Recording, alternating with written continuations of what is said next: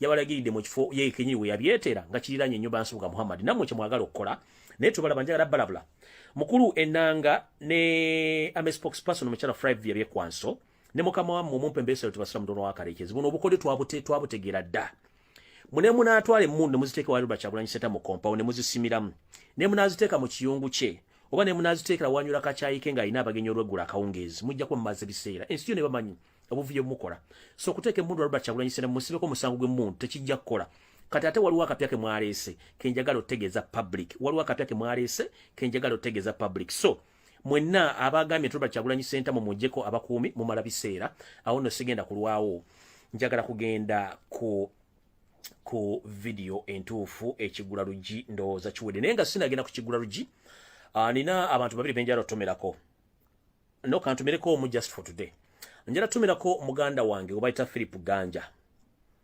kablaza ankulamusizaako nnyo webali mirimu gyokola webale kwagala ggwanga lyo kwagala nkyukakyuka tuli musajja mwogezi nnyo era singa badde musajja mwogezi nnyo engeri gyoyagalamu change wandibadde naawe ojja n'okola emirimu gye gimu gyenkola naye olwokuba toli musajja mwogezi oyagala change emirimu gyo gikola underground mukama akuddizeewo Philip Ganja muganda wange ensi sijja gyogera gy'oli naye ng'ensi ekumanyi muganda gwe bali kwagala nsi yo na kwagala change maximum respect ja bless Philip Ganja mukama komere nebaza abazadde abaakuzaala omuli senior Ganja omuli ne madamu Ganja mwe bali kutuzaalira mwana Philip Ganja ne muganda wo oli gwe mmanyi sijja mwogera yemanyi naye jagadde kwogera ku Philip Ganja muganda wange mukama akunkumira takumira mpeera n'abantu be South Africa mwe nabatumidde mwe bali kubeerako okay kati nsimbudde nabadde bwe nakoze post okujja emisana nabagambye montagingira abantu ba NOP NRM oba kansoke bwenti jo bwe nabadde mbalaga omuze gw'omusajja before nga sinabalaga muze gwa musajja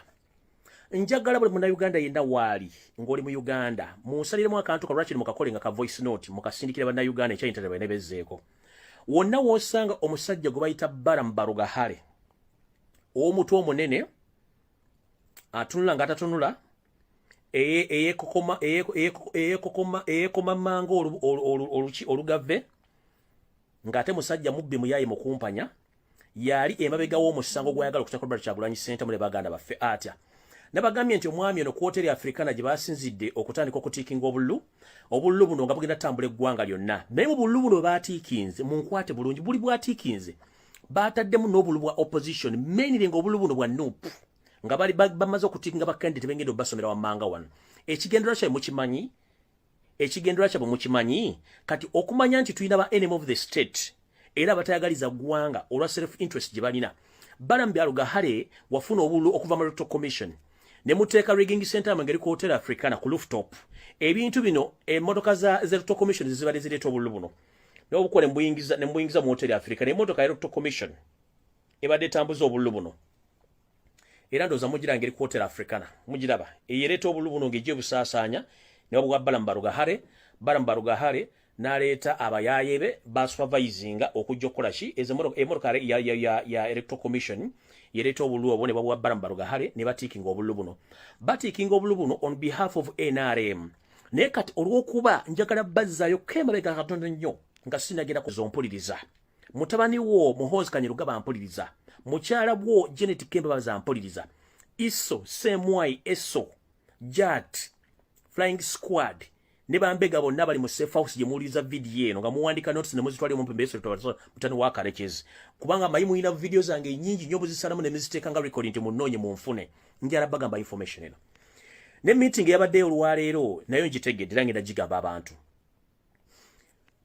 mwasupplyinga obululu mu bitundu ebisinga obungi by'eggwanga era mwabubbye kye twakitegedde naye tulina tugenda obbakwatira but that's not the problem mission gye mulina tegenda kukola nze ndiwo okuyiwa munnyo mu mata ne gafa n'olwaliro nzize kuyiwa munnyo mu mata gafiire ddala mpaka kino kigenda otutuukawo ng'ensi emanyi kyekituufu 1 BALAM Yakulidde bakuwa mission ey'okutiikinga obululu obwa gavumenti n'obwa opposition mbene nga batagitinga baana ba NOP mudeeyo ennaku 2 emabega Yosero Tabasula mutanu wa Karekezi yatandise okufulumya statement ne mu monitor baddemu nti yagambye bw'ati nti obubbi bw'obululu ebeera treasonous case vote fraud or election fraud it's a treasonous case era ba position aba planning okubba obululu tugenda bakwata tubakwate n'obululu tubasibe emisango gya treason ekyo Yosef Tabasiba mutanu wa Karekezi yakyogedde yakakyogedde ennaku 2 nga mucho akyogera temanyi lwaki akyogera. The reason is bapulaninze olwokuba nti baade batikinze obulu countrywide nga mulimu opposition mbere nga bwa NUP n'obwa NRM bagenda bukola batya. Ekyamogezeza ekigambo ekyo nti okubba obululu nga opposition yabbye obululu oba NRM nga abbye obululu nti kigenda kubeera treasonous case olwokuba nti emisango gy'emmundu ne combat ne magazine byaganye okukwata Robert Kyagulanyi Ssentamu n'abantu be. Kati kwe kuleeta stake nga ye alina fountain of honor okulagira nti okusanga opposition ng'obbye obululu egenda kubeera treasonous case wano wayagala okukwata Robert Kyagulanyi Ssentamu ne bakandidati bafuba n'aba NUP. Kino bakikoze batya badidde benyini be baprinting obululu buno era ne babuyingiza eggwanga. Bamala obuyingiza eggwanga ne bajjako obwayo bagenda okukola okutiikinga obugaba. Kati omuntu gwe bawadde obululu buno okutiikinga obululu buno nga mulimu obwa gavumenti abamemba parliament oba president ba councillors babuwadde Balamu Yakulidde abutiikinge ng'era ba supervisor kwe kuli Ashbaga Kato Isma Olex bale ba supervising abaana bagenda okukolera sente mitwalo wakati wetana ku 8 nga basula bamakinga basula batikinga ku Hotel Africana ku rooftop yabakolera omulimu guno nga Balamu ye immediate boss aliwo on behalf of Muhoozi project nchiddamu on behalf of Muhoozi project bali ku Hotel Africana Balamu ye immediate supervisor nga bano ye immediate boss supervisor kuliko Olex Isma kuliko ne Ashbaga Kato be bali mu supervising abaana batikinga obululu. Bamala obutikinga bayita abakozi ba Hotel Africana ne bafunira obululu buno mu bivere ebiddugavu n'obuteeka mu zimpenko ne butambula eggwanga lyonna. Kati Museveni bwamala okwogera ekigambo kino nti okubba obululu ng'oli opposition it's a treasonous case emundu zonna zaaganye kati baagala kuddira buno obululu bwonna bwe batikinze obulimu abaana ba NUP bakandidati ba MP ne bachairman Olesifiri ne bamemba parliament nga namanya ngenda gabamenyera be batagetinzo okukwata nga bagenda basulira obululu mu maka gaabwe oba mu biyungu byabwe oba mu lujja nga tebanategera nti batadde obululu bajje babakwate nga babatwale babasibeko omusongo treasonous tebagenda kuddamu okulabika okujjako batwala mu kooti nga kino Museveni kennyini yakyekoledde ne mutabani Muhoozi nga bayita mu Balamu Yakulidde. Kati ekintu kino kituzaayo luddawa ekintu kituzaayo luddawa ekintu kino kituzaayo ti Museveni buli kimu kikoze kiweddeyo tokyalina kyogamba bantu bw'obanga otuuse ku ssa eritandika okuteeka obulu bw'obanga otuuse okukola okubutiikinga obulu obutiikingire ku opposition side otandika obubasigamu ekiro obafuule nti batiikinze obulu buno bavunaana omusango gwa treasonous that is ekintu kibi nnyo kikuvunzeeko tugenze ku kiteeka endala. Kati Balamu bw'amala okutiikinga obulu buno babuteeka mu mmotoka zimpenko ne zibutwala ne zibusupplyinga yensonga lwaki Museveni yabadde with immediate effect ng'olunaku lumu okulonda n'akyusa ba RDC bonna without notifying the parliament, without notifying the public, without notifying anyone else. Olwokuba nti Museveni akimanyi nti RDC bonna basinga obungi babadde badisobeyinga orders ze n'akyusa ba RDC n'abawa ebiragiro ebyokuteeka obuyinza bw'ayagala mu nkola. Kati kino ekyalondeseza ba RDC abapya kwe kuteeka obuyinza n'okukozesa ba DPC countrywide okuba nti bagenda kukwata obululu obwo ng'akozesa amagye ne poliisi okubutwala obusiga mu maka g'abantu bano babuteekeyo. Njagala bagamba nti mwenna abafunye ku lukalala lwa RDC lwafulumiziddwa mulukwate bulungi nnyo n'amanya gabe gonnyini mugasindike mu namba gye tubawadde eya State Department ne Senate mugasindike kuba balondeddwa irigale tebakkirizibwa kube kola mirimu gye balina kukola kubanga bakikola mu bukyamba balondeddwa kutuukiza biro bya Museveni na kubba kalulu. So ba RDC balondeddwa mu tteeka lino okuba nti bagenda ku enforcing ebiragiro bya Museveni okutambuza obululu buno. So Museveni njagala kukwabya olwaliro n'amatanga yiwemu omonnyo. So njagala bagamba bw'osanga Balamu Yakulidde nga takubye ekikalu mukubise ekikalu tamu agitegedde kubira mukama engalo z'amaanyi. Bw'osanga Balamu mumanyirize enemy of state mukubise ekikalu ajja tegera kibayita obutakuba kikalu kubanga obwongo bujja muddamu ekyo nkiddamu. Bw'osanga Balamu Yakulidde kitegeere nti ye mulabe wa state akolera ebintu ebitayidde ng'ayagala kunalinnya Robert Kyagulanyi Ssentamu okuba nti baagala kukwata bantu bano. Buli amanyi nti oli looya wa NUP please nkusaba olwaleero gezaako kubanga naawe olya cover. Bw'obanga oli looya wa NUP ng'atoli candidate naawe gezaako kulanga naawe ogwa cover. Kati njagala tegeeza abantu bano wammanga mwena bakandidate bagenda basulira obululu mu mayumba gammwe oba mu biyungu byammwe oba mu compound yammwe bajja babareadinge ku maca n'obululu babakwate ne babasanze n'obululu obutiikinge in your favor. Naye nga Balamu yakiri emabega ne Balamu yakiri emabega ne mukama Yosef Tabasiba mutani wa Karekezi ne muzzukulu wa Karekezi Muhoozi Kanyarugaba abantu bano bano wamulomanga abasokerwako before nga sinagende eyo waliwo ekibaluwa ekibadde kitambula ku mitimbagano nti omuganda ffe Kasibwe Bashir munnamawulire era nga kandidate wa Nupe Kawempe nti NRM yamugambye NRM secretariat ngekulembeddwa mu Lubumba bamusabidde obukadde 7 ez'okumuyambako kuba campaign nga bakikanyako mu nkiko zaabwe za NRM njagala bagamba officially amawulire mafu ekyo kipapula basajja ba NRM nga bakolagana abasajja bamu ba FDC bakoze ekipapula ekyo njagala muntagingire Serunga Mugati gwa Bata Munyagwa omusajja wa FDC omusajja wa FDC ye yakoze ekipapula kino nga bali wamu ne Balam ku Tik Hotel e Kawempe nkiddamu Balam Baruga Hale Serunga Mugati gwa Bata Munyagwa be batudde ku Tik Hotel ne badrafting ekiwandiiko kino nga baagala kuddugaza linnya lya Kasibwe Bashir nti wa NRM ye musponsoringa kino bakikoze mmwe nammwe mwekyanga abantu njalo bategeza ekyo kiwandiiko tekiriko mutwe na magulu Balam ye yakikoze wepo ne opponent wa Kasibwe Bashir go bayita Serunga Mugati gwa Bata Munyagwa be bakikoze okondo linnya Bashir Kasibwe nkidda mu kitegedde bulungi so mutegere bulungi ekibaluwa ekibadde kitambula ku mutimbagano nga kirimu batale mu linnya Bashir Kasibwe nga NRM yakikoze kyakoleddwa Balam Baruga Hale ne Mugati gwa Bata Serunga Munyagwa bakoze ekigambo ekyo okuba nti bagenda kuteeka ebbala ebbi ku musajja affe Bashir Kasibwe ekyo bakikoze nga bakimanyi tukiyita flaming bakikoze nga baflaminga Kasibwe Bashir so era Balam still yakikoze nyira we mbagenti bumusanga Balam ne musanga emisana mumukubise ekikalu empale zazitereze bulungi afune ekikalu bulungi bwo mukubise ekikalu n'obulimu abunyigiremu tujja kuwolezeeyo tuwali kyakola kati ngenze maaso mu bantu abasuubirwa okuba nti bagenda kukwatibwa nga bamaze batera obululu maka gaabwe mulimu Muhammad Segirinya eddoboozi ly'ekyebando oba Mr.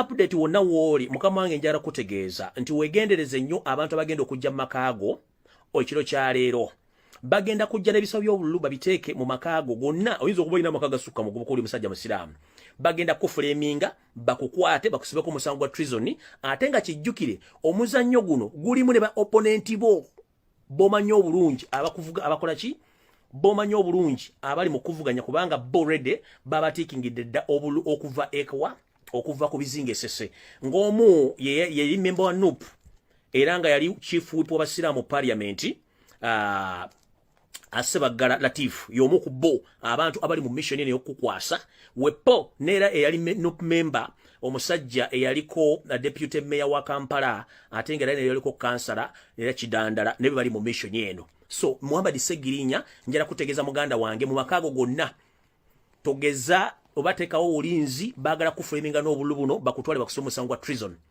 kuliko omukyala Shamimu bagala kufulaminga n'obululu buno bakutwale bakusoma omusango gwa treason kuliko omukyala Shamimu Malende lawyer wa People Power avuganya ku kifo kya Women MP Kampala District mama Shamimu Malende tukimanyi tigolo ya wanupu gwe tulinawo abeera immediate okuyamba abantu bano naye bakuplanningira okuteekera obululu mu makaago woonoosula bawoosula wonna babuteekewo basobole okukwata n'omusango gwa treason kuliko owekitiibwa Masaasi Mpuuga ono yakiikira ekibuga ky'e Masaka owekitiibwa Masaasi Mpuuga nawe wegendereze nnyo mu makaago bakukikomera kyo basamwe yawona mu kiyungu n'abantu b'okuumisa babere alert nnyo gavumenti ereeta obululu mu kiro okubuteeka awantu okuwana woonoosula bakukwate omusango gwa treason kubanga Museveni yakiragidde nti okusanga opposition n'obululu ebeera treasonous case kuliko muganda ffe oba mwanyina ffe Aisha Kabanda onali mu bitundu by'eggombe eyo Aisha Kabanda mama bwoba owulira ekintu kiri bakugambe nti amakaago woosula oba ekiyungu kyo oba compound yo bwegendereze nnyo abakuumi bakuumawo Yosef Tabasula mutanu wa Karekiza nga bakulembeddwamu ne Balam ne ba RDC abapya bagenda kuenforcinga ekiragiro kya Museveni Aisha Kabanda bakuleetera obululu mu compound yo mu nnyumba yo bakusange nabo on the polling day olunaku lwaleero ekiro nga tugenda kulonda bakwate kuliko Kasibwe Bashir yennyini gwe mbadde nva okwogerako ekibalo gwe bakitaddeko Haji nawe wetegereze bulungi nnyo gy'obeera gy'otambulira kuba nkimanyi olina amaka gasukka mulimu amakaago wetegereze bulungi bayinza okukwatisa mu kintu kino kuliko Alex Waiswa mufumbira baba Joli ebusoga nienda okukobera nti amakaago wegali wonna woosula baaba webereremu abayaye baleeta obulu bagala kusiba musango gwa treason Alex Waiswa mufumbira please be aware kuliko Pastor Andrew Muwanguzi ono tukola ne ku page ya Feno era nenge yesibye mu bitundu by'obusegeeyo naye Pastor Andrew Muwanguzi webereremu bagenda kuleeta obululu makaago ba mu compound babusulewo bajje bakwate. Kuliko Council Anthony Wameli ne yesibye mu bitundu by'embaale eyo. Council Anthony Wameli please na webereremu na bakutadde ku lukale bagenda otekamu obululu buli fake bakukwatireko bakuvunana musingo obusango bwa treason. Kuliko Honorable Nambesha John Nambesha ono wemanjia. Honorable Nambesha, please wake up.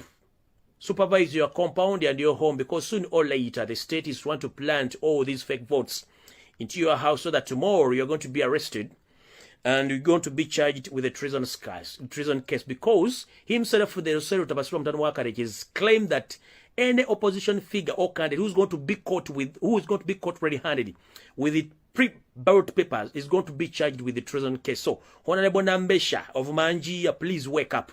Kuliko Honorable Zake Francis Butebi, ono yachikirira ekibuga ky'Emityana.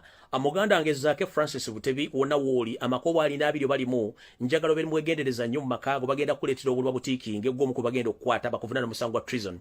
Kuliko omukyala, kuliko Patrick Oshabe Nsamba muganda ange nawe webereremu bagenda kusindikira abatamanya ngamba bajje n'obululu buno nga butiikinge babuteeke mu favor yo bakwatireko omusango gwa treason kuba bana abantu tebakyaswala baswaza buswaza.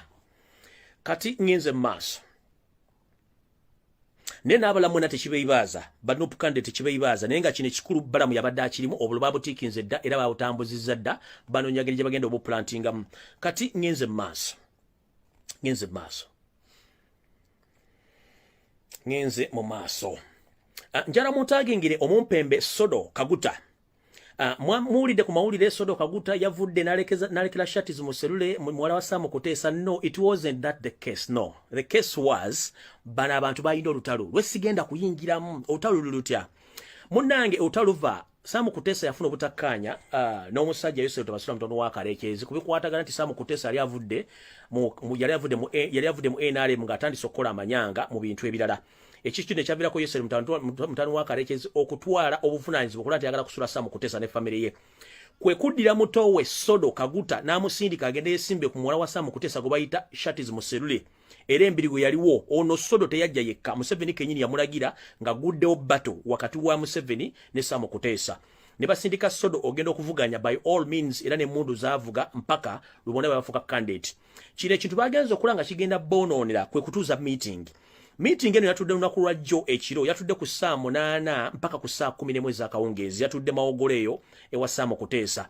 Meeting eno yakuliddwa omwami Amama Mabazi yabadde nga chairman wa meeting eno. Yabaddemu Shati Musherule yabaddemu nenga Amama Mabazi yadde chairman wa meeting eno. Shati Musherule kenyini mwabaddemu Toyota, mwabaddemu Sam Kuteesa, mwabaddemu Kaguta Sodo, mwabaddemu ne Salim Sale n'abantu abalala abatasobodde kufunika mannya gaabwe babaddemu meeting eno. Meeting eno batudde ne badissolvinga problems zaabwe after Mama Mbabazi bagamba nti bwe tunaaleka ekintu kino kigenda tuyinza okisanga nti kigenda kwolonda district zonna eza Uganda. Ate Sam Kuteesa n'abagamba no, Mama Mbabazi n'abagamba mujjukire dynasty yaffe gye tulina anytime anywhere omuvubuka Robert Kyagulanyi Ssentamu agenda giuza kati bwe tulwanira ene mawugula mu kifo ekimu nga tuli abantu babiri tuba tugenda kukola ki tuba tugenda kuloozinga tusooke tuconcentrating ku kukuuma akalu ka president n'okuma omukulembeze waffe kuba kyekintu ekinene tuleme kulwanira bwe MP. Amama Mbabazi n'ajjukiza Sodo nti Sodo wadde tulina enjawukana naye olina ebyobugagga bingi whereby olina ssente olina state protection ate ekirala bakuwa mineral resources ne mineral mines zonna ezirisinga mu mubende gwaziddukanya kyekirala kyoyagala nkiddamu. Amama Mbabazi yagambye Sodo Kaguta nti gwe olina ssente olina state protection ate bakuwa ebirombe bya gold byonna ne mines emubende gwobiddukanya kikyoyagala. Nabagamba nti dukira bwe mulwanira wano tuba tufiirwa ekifo ekinene ekikuuma ebintu bino byonna so tulina kudde ku backinga Museveni asobole okudda mu ntebe muno fekana akafoto kaveeko olekere muwala wa Sam Kuteesa tudde tulwanire entebe ennene. Bwe batyo ye meeting yabaddewo era ne bakkanya bulungi nnyo. Shati Muselule ne bamulekera ekifo. Sodo Kaguta n'agamba Museveni yamugambye aveemu. No, it wasn't that. Bamaze kufuna mutual agreement. Sodo n'avaamu n'alekera Shati Muselule olw'ensonga nti bamaze okufuna mutual understanding. No, bafunye mutual understanding between Kuteesa ne Museveni ne basalawo kiri bakijje basooke bakwata entebe ennene nga tennagenda. Y'ensonga lwaki Sodo Kaguta bamujje mu kintu kino. So tubabuzaabuza mbusimanyi bakkiriziganyiza mu mirembe ndo wabaddewo nga balaba ekintu kigenda kuyiika. So nno ngenze maaso agreement eno yabajjukiza nti tulina okuuma dynasty yaffe Robert Kyagulanyi Ssentamu gyagezaako okuyuzaamu n'okukuuma ebyobugagga byaffe bye tukuumidde ebbanga. So bwe tudda mu kulwanira kano akafa k'obumpi kiba kitegeeza tugenda kuviiramu awo. Era Sodo bw'atyo nakkiriza okuvaamu alekere shati zimuserule. Yeyo meeting eyabaddeyo ekitibwa balimba nti kwadde kusalawo kwa Sodo yabadde waddewo obutakkanya nga balaba nti Robert Kyagulanyi Ssentamu ayinza obbayita mu nkwawa n'abaddusa okusinzira bo nga bwe balaba. So nno tugenze ku rigging process ey'obululu egenda okubeerawo.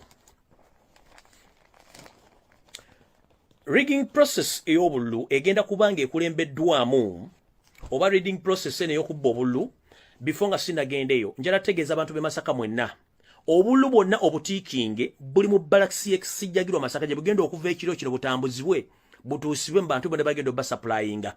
Era ono omwami Deo Kasande mwanyina wa Janet Kataha Museveni yakuuma balakisi era yali mu incharge y'obululu bwonna. So bitundu bya Masaka mwenna obululu bugenda okubbibwa Masaka bwonna buli mu balakisi yawa yakasijjagirwa. Abantu b'emballa mwenna baŋŋambye nti emballa ne register zonna ezisinga abaana bali wakati myaka 18 abali wakati myaka 18 ku myaka 25 abewandiisa obuto register zaaganye okudda bakozeseza register enkadde ate nga already obululu obusinga obungi Museveni yasaze mu state house n'agamba nti saagala kuwulira west part of the country nti Robert Kyagulanyi Ssentamu awanguddeyo kebere polling station kebere ki kitegeeza nti Museveni agenda kukozesa amagye mangi ba polling agent bagenda okukozesa bonna mu bitundu ebyo kuba intimidating n'abalo bagula okulaba nti Robert Kyagulanyi Ssentamu tawangule wadde polling station n'emu kino akikoze ng'ayita mu ba RDC abapeera bayataddeyo ne police ne ba DPC ne registers ezitagenda kudda basobole okuyisaawo omunyago gwabwe okuva ku ekyo ekintu kyonna ekigenda okubeerawo. So bwe manjogera bino ne chairman Nyanzi nawe teweeyibaala weekebere bulungi nnyo gy'osula ne gy'obeera kubanga naye gw'omu ku bantu bagenda oteeka ekintu kino bakukwatiremu. So ndaza muwulidde abantu bagenda okukola emirimu gino. So ekintu ky'okubba obululu mukitegedde eky'oku Africana ani akisupervising ani akirinamu ssente mukitegedde bulungi. Katugenze ku nsonga endala.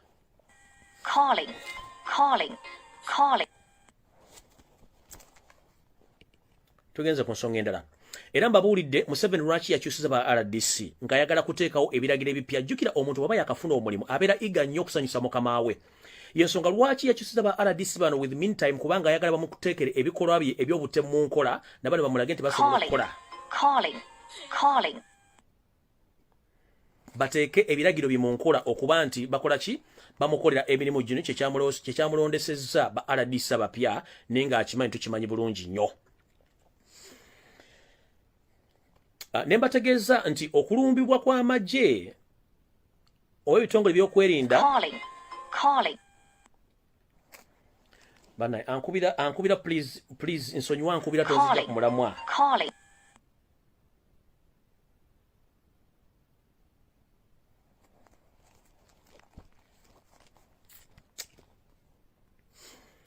Waliwo enteekateeka namutayiika eyabaddewo ey'okulumba Robert Kyagulanyi Ssentamu mu maka ge.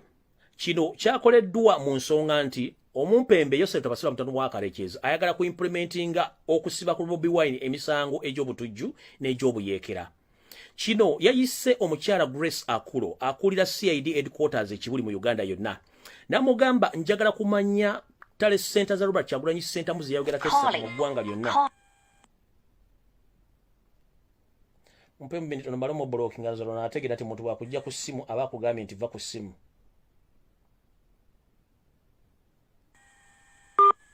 No kamalo mu blocking alumu ategere nti abantu ba blocking ajja kuba ne blocking eddabeerayo.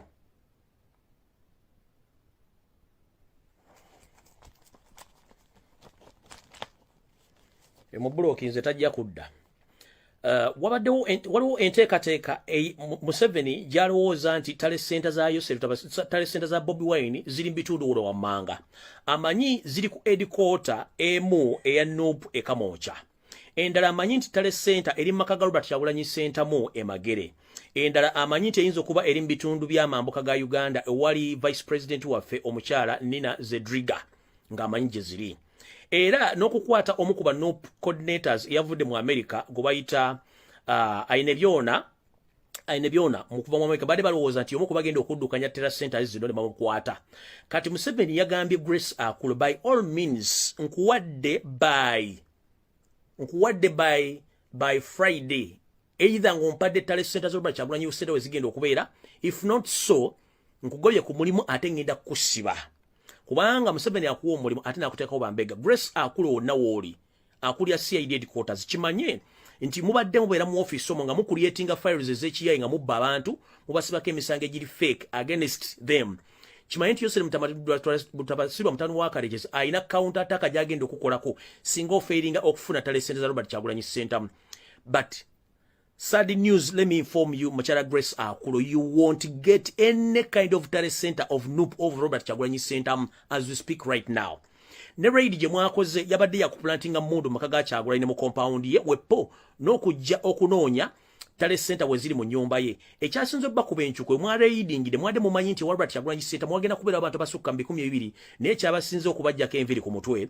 Mwasanzewo abakuumi abalina emmundu ze musirike people ne musangawo n'abalimi ba Kyagulanyi abalima ennimiro be bayita ba gardeners ne mukyala wa Kyagulanyi ne family ya Kyagulanyi mwasanzewo abantu abatonotono abaliwo be mwasanzewo. So you were surprised ne mukwatibwa ensonyi ne mudduka alina wenyini Grace Akulu wabadde mu mission ne wadde kitegedde bulungi. Kanjala kuga Grace Akulu kizibu nnyo okujja okumanya tale sente za Robert Kyagulanyi Center mutogenda zimanya okujjako kyenjala kugamba nti bagenda kugoba ku mulimu ate Grace Akulu bagenda kusiba nenga agenda okusiba agenda kuva ludda wataliwo kubanga bayitumole Museveni ajja kubeera nga mponga byeyanga taliwo yavaawo dda. So ekyo tokitya, njagala okola omulimu gwo oguli professional gy'abasirikale batadde Robert Kyagulanyi Center bali mukumuleekinga. Tetulina tale center Kamoocha, tetulina tale center Magere, tetulina tale center mu USA. Tale center zaffe ziri ku Google, mukubire Google ngwe mwagiwandiikira ebawe tale center za Noop mujja kutegeera nti ensi awo yavaawo dda. Ffe tetukyali ku sabbuuni anaaba oba ayoza, tuli ku sabbuuni obuvunaanyizibwa ennyo ow'omuwendo ng'ali mu bino mubisi gw'enjuki. Ndowooza mutegedde bulungi. So ngenze mu maaso mukyala Grace Akulu ndowooza osembye n'ekintu kino kye mwadde mugenda okukola okuplantinga ebyokulwanyisa nga munoonya ne tale center maka ga Kyagulanyi wasembye nakyo kubanga Museveni yakugambye nti Grace Akulu bw'ota finding out the 3 tale centers Museveni zamanyiko ze yawulirako either ogenda kubeera mu kkomera oba bagenda kusiba oba okufiirwa mu mulimu gwo. Yensonga lwaki wazze okukola ekintu ekyo. Kati njagala buli muntu yenna Munnayuganda mukimanye nti Museveni yatiikinga obululu buno mu ggwanga lyonna era ne bakozesa n'ebibox ebya extra eby'obululu ebigendamu obululu. Njala bategeeza nfunye information endaga nti Yosef Tabasira mutatu wa Karekezi buli CPS esangibwa mu district kye tuyita Central Police Station mu ggwanga lyonna poliisi ba DPC ba OCCID bakimanyi nti balina obubox bw'obululu obutiikinga obuli mu poliisi. Nkiddamu mpulirize bulungi. Buli DPC ne OC mu ggwanga yonna ewali ebitebe bya poliisi kye tuyita CPS. Ebano bange nti internet is shutting down mu Uganda. Internet eriiko. Kyo tuba tukimali bale kibaga nti internet bagijjeko mu Uganda. Njala mumpulirize bulungi. Buli kitebe kya district buli kitebe kya police mu district yonna kye tuyita CPS bataddemu dda obubox bw'obulu obuli ticket oba pre-ballot papers eza Yosef Tabasira mutano wa Karekezi bagenda zikozesa batya. Museveni yataddewo abayaaye be abagenda okujja ku buli polling station kuna kulukulu na kurencha bakole fujjo mukole fujjo police egenda kujja raiding polling station zezo ejo ballot papers eduke nazo oba ballot boxes eduke nazo mpaka ku police ku Central Police Station. Boxes no bezituka polling station bana ba police ba DPC ne ba RDCs bagenda ku switching about papers ziri baziwe mu box buno oba wakozekedda ku polling station gye babuvudde kino bagenda kikola countrywide. Nkiddamu abatakitegedde buli CPS eri mu ggwanga buli district Yosef Tabasira mutano wa Karekezi bataddeyo dda ebox esukka mwemu oba ebbiri ezirimu obulu nga bufevaringa Yosef Tabasira mutano wa Karekezi. Boxes zino gye ziri abapolisi bazimanyi bazirina buli Central Police Station. Kati basindise abayaye baba bagenda okukola effujjo gamba ng'okwesonkereza ku bantu oba boko ennyini okwerwana. Abawangalidde mu Kampala oba bitundu ebisinga obungi eby'embuga abayaye baba bagenda okubba basooka kwerukubya ng'umi. Kati gwe n'omagala oba abange ataasa bw'omagala bone bayinza okubbiramu. Nabano kibagenda okukola kodyo ke kamu kwefuula balwana ku polling station bakyankalanye mu kucyankalanya polisi kennyini ejje box buno n'ebyokulonda byonna ebidduse ebitwala ku Central Police Station. So mu process eyo batuse box buno ku police station bagenda buswitchinga bateeka mu bulubwe polisi bagiwadde ne bala DC baswitchinga results kubanga kulonda mu kitundu ekuba tekigenda kuddamu babagenda results zakoze ki ezavuddewo which bo bagenda kulagira Museveni yakoze ki Museveni yawangudde nakana akalutu kategedde Museveni bogenda okakola ojja kufana mission zo zonna nze nja kwabya sina kyensalo okwabya ngenze maaso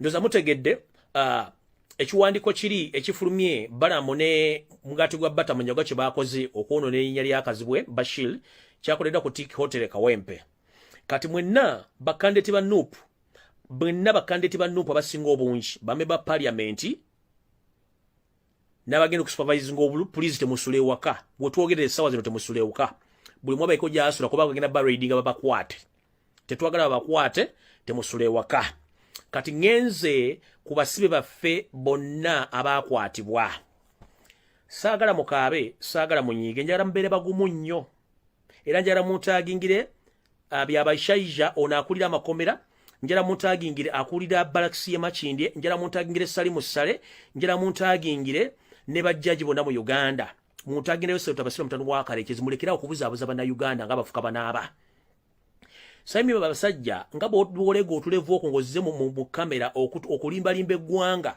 ng'ate mukimanyi bulungi nnyo abasibe baffe mwaddusa okuva e Masaka ne mbayingiza Kampala ne mbavunana treason case njagala kubuulira eggwanga abasibe bano gye bali tebabalimba nti bali mu makomera gye babatwala Kitalya oba ne Luziro Bazuluddawa tebali Kitalya njagala babulira olwaliro this is breaking news ate musabire baganda baffe ntandise bwenti abasibe baffe bonna abakwatibwa naddala bebona bakwata mbe Masaka bas emu eyasolosebwa nefulumibwa e Masaka neretebwa mpaka Makindye mu barracks bana bana baffe ne babajja mu barracks n'abaleta mu ame kote bavunana omusango wa treason case bano munange koti negambwe basindise mu makomera gye balina basindika si gye bali abantu bano bonna abamu njala degeze ensi nti abasiba bamu ng'okuli Edi Mutwendoza n'abantu abalala bakyali mu barracks ey'Emakindye bali mu barracks ey'Emakindye babatwalanga mu kkomera gye bali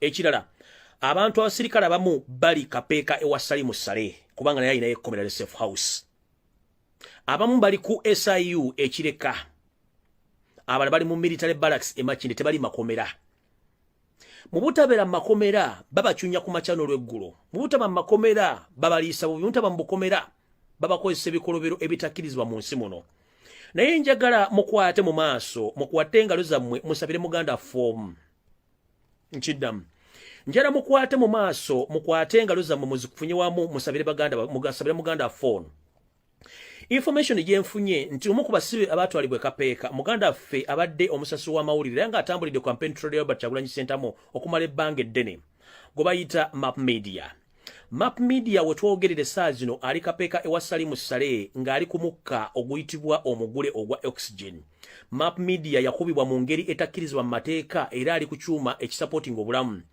kingambiddwa nti Map Media essaawa yonna bayinza okumubikira nti mufu era temwewuunya nga Ssaabaduumizi w'amakomera oba akuma makomera byabashayija ng'avudde n'agamba nti omuntu omu ku bantu abakwatibwa yafudde ne baddusa omulambo ogujja gye bagujje e Kapeeka balyoke baguyingize mu kkomera erimu oba ery'Ekitalya oba mu barracks Emakindye okubalowooza nti omusibe ono abadde mu kkomera naye nga tabadde mu kkomera abadde Kapeeka wa Salimu Ssale gye baamukubira bubi nnyo ate nno Map Media bambi mumanyi sira omusajja nti ali Kenya bamusajja luyongoyongo naye singa byabasajja avaayo n'ababikira omuntu abafudde ono abeera Map Media baamukuba bubi nnyo ali ku mukka ndowooza ayinza n'okuba sinza bagamba babikira nti afudde kubanga ekyo kyo information gyenfunye baŋŋambe Map Media ate yali ku mimwa okusinziira ku sources zange ne drone zange zimpadde information so musabire Map Media muganda waffe embeera gyalimu si nnungi ne buno bwonna obutemu buggwa kiro kya leero enkera tulonde era nja kusaba okulonda nga kuwedde omukulembeze wamaze omulangira nti yawangudde buli ayitibwa nti musibe yenna wabyabufuzi bonna abasibwa okuva mu myaka gy'ekinaana bonna bagenda kuteebwa buli musibe yenna ayitibwa political prisoner yenna agenda kuteebwa kubanga tukooye abantu okutujolonga mu nsi yaffe naye nga musala zammwe abasaba mu ddiini y'Obuyisiraamu ey'obulokole ey'Abaseventh Day ey'Abakatuliki n'ey'Obuyisiraamu mutere muganda ffe Map Media mpanga essaala ali ku mukka gwe ogusembayo takyasobola kwesizanga omuntu. Map Media yakubibwa bubi nnyo to the extent ali ku oxygen. Era omulaba byabashayija nga avuddeyo alangire nti waliwo omusibe eyafudde, temwewunya nga abagambe nti yafudde nga baleetedde muganda ffe empanga Map Media. Kubanga ali ku support machines zaaliko wetwogerera essaawa zino. Naye nga abasibe bonna tebali makomera nga ekkooti bwe yabalimba nti babatutte mu makomera. Ngenze mu maaso.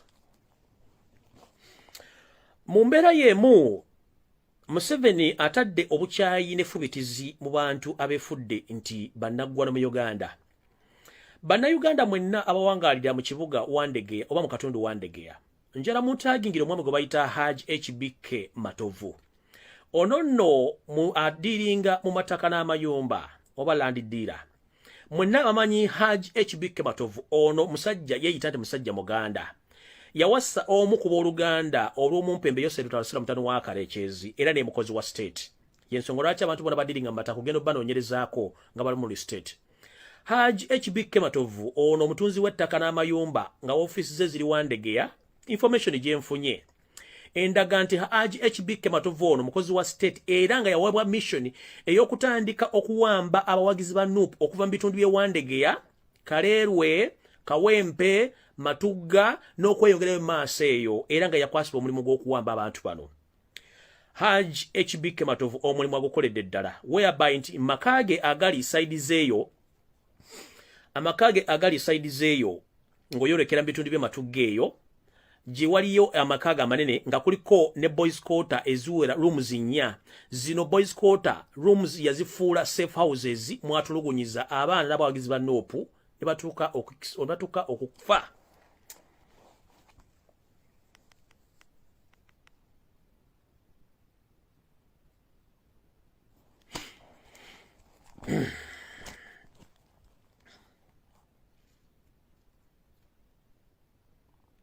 Monsonyiwe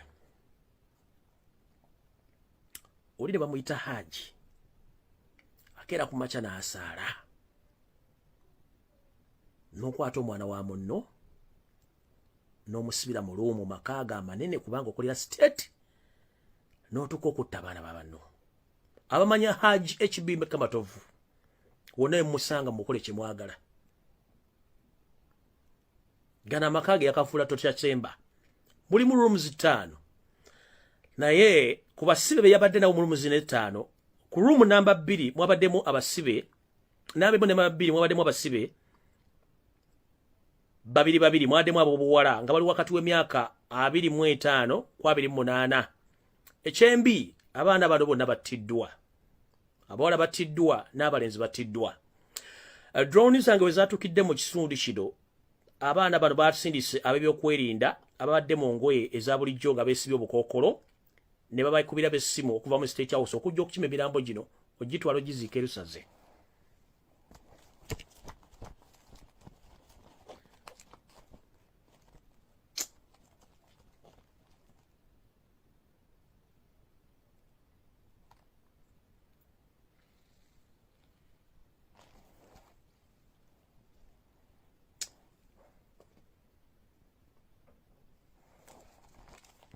Video yenza n'okunnema okukola.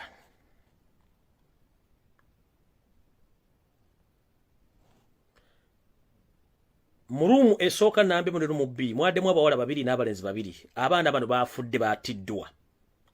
Hajj ono Hajj HBK Matovu owa HBK Matovu and Land and Property Consultants Wandegeya walina office n'akubira mukama Yose Lutalusira mutano wa Kalekyezi n'asindika batamanya ngamba nga bambadde obukookolo ne bajja bakima emirambo gino gyatalidde Lusaze ne giziikibwa nga bazadde baagyo tebamanyi teri amanyi.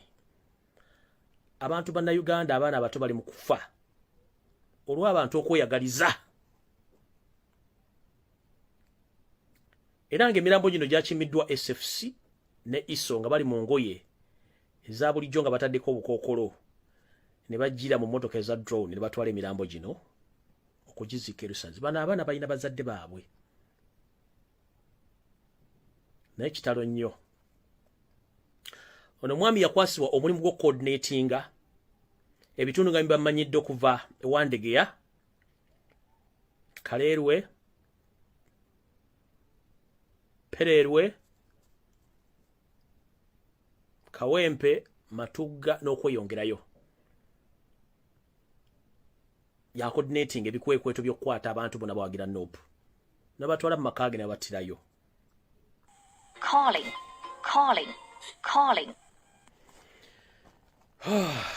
Yesu Kristo.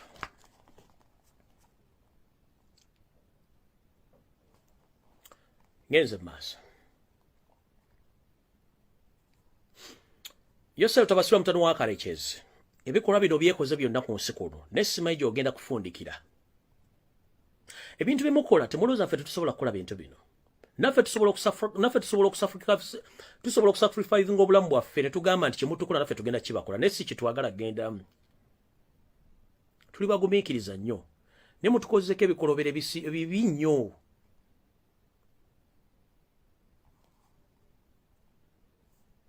Museveni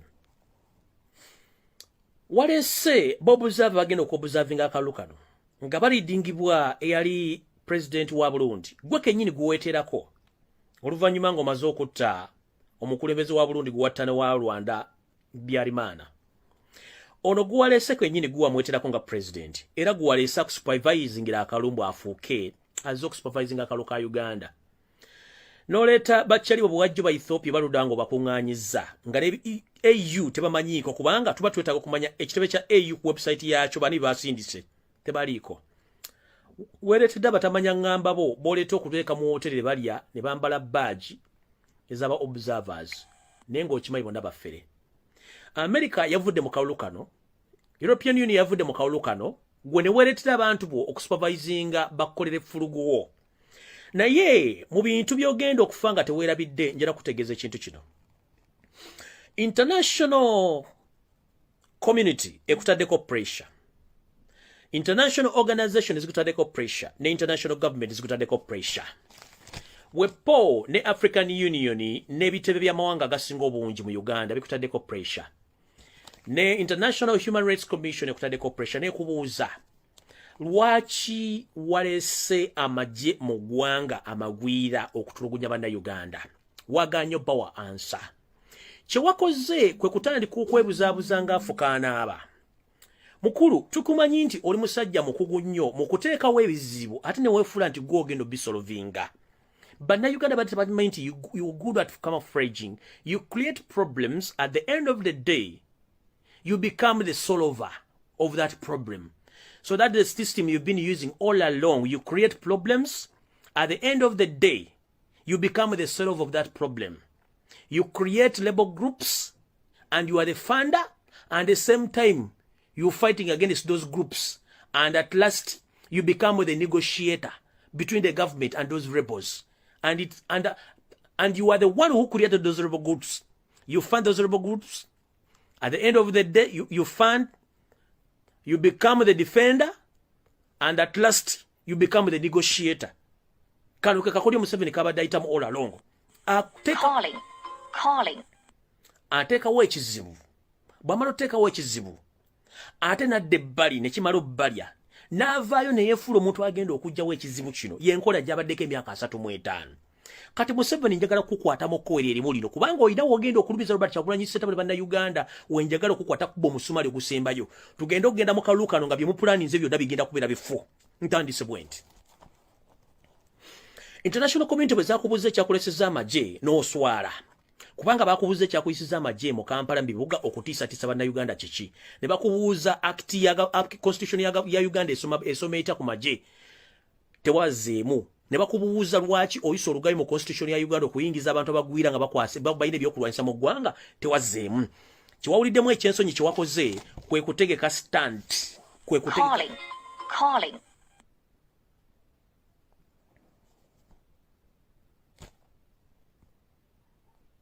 Mpemu eddakiika emu.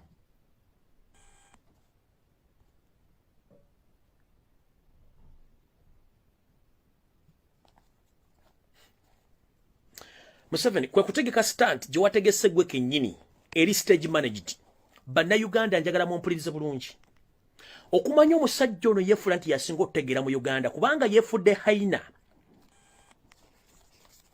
nti yasinga okutegera mu Uganda naye abamusomye from A to Z kaka nakakodyo ke yakoze Museveni international bodies international communities ne embassy bezimala ombuuza lwaki yalesa amaje mu Uganda amagwira na staging amaje nibambuuza Uganda okulonda weekuli oba tuli mu waliwo olutalo teyabazemu answer okulaba nga aswala kwe kukola ekikola kino kye yakoze nchiddamu Museveni agezaako nnyo okuddamu okuleeta obuyeekera mu ggwanga bwe staging de kyovola banti agamba nti abo banupu bawayina abayeekera bawandiika alina omuvubuka gwe nabalaze jjo owa boda akola mu freedom border eyabadde atandise okuteeka Kyagulanyi ebijweteke mbw alina awandiika abayeekera ntumugjawo n'ekifaananyi nekibalaze nga ali mu State House kwekuddira banno Edi Mutwe bonna n'abateekako ebisangosango nti balina mu magazini z'emmundu ne muganda ffe Nsubuga Muhammad eddoozo ly'ekyabando n'abateekako emisango egyo ebya Kyagulanyi ne bigaana bwe yagenze jjo okuradinga ajje agende bateeke ebyokulwanyisa amaka ga Kyagulanyi okukwata abasirikale be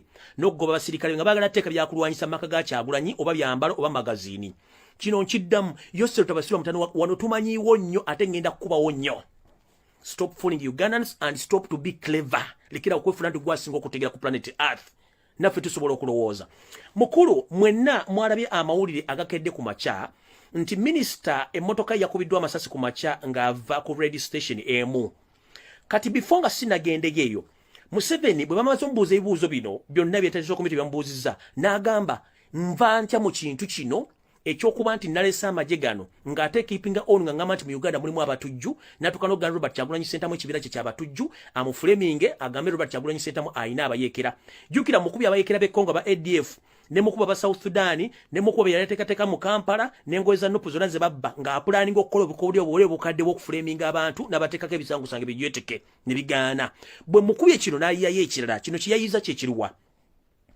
agezezzaako okuplantinga ebyokulwanyisa wa Kyagulanyi byagaanye agezezzaako okubwata Robert Kyagulanyi Ssentamu bigaanye kati kyalina okukola kwe kuddira agamba international community mu Uganda mulimu baterrorist nga bafandingibwa ki bafandingibwa Robert Kyagulanyi Ssentamu kwe kuddira minisita we eyabadde alina gyava ku makya go bayita Kasirivu Atwatch emmotoka gye mulayo ku makya gye bakubye amasasi eno eyo gye bakubye amasasi mugira bulungi emmotoka gye bakubye amasasi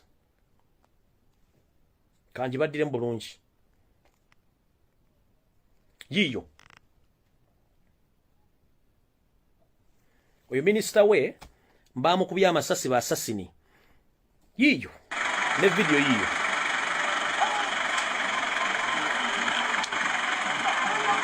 oba kumanyira kintu mufuire muvugire kihanda kandi kuno atarona Kamisa ati wabirene wamanyari alimundu isa dor bisa nzasiga begain okoro ati kandi ni mzenyi ndo yari bona